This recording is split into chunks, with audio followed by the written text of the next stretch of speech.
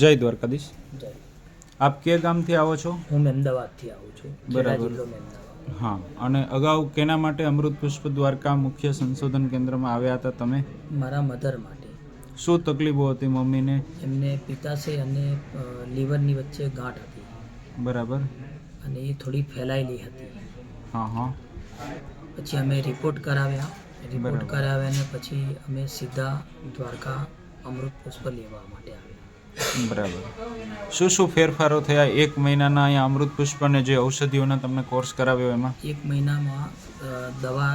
મહિનામાં રેગ્યુલર દવા લઈને એના પછી પરેજી પાડીને અને એક મહિનામાં બોડી જે બહુ હેવી હતી એ ચરબી એકદમ ઉતરી ગઈ અને જે લાકડીથી ચાલતા હતા એ લાકડી વગર ચાલતા થઈ ગયા અને બહુ જ સારી ઊંઘ આવે છે, સારું ખવાય છે અને યુરિનની તકલીફ હતી એ પણ સોલ્વ થઈ ગઈ.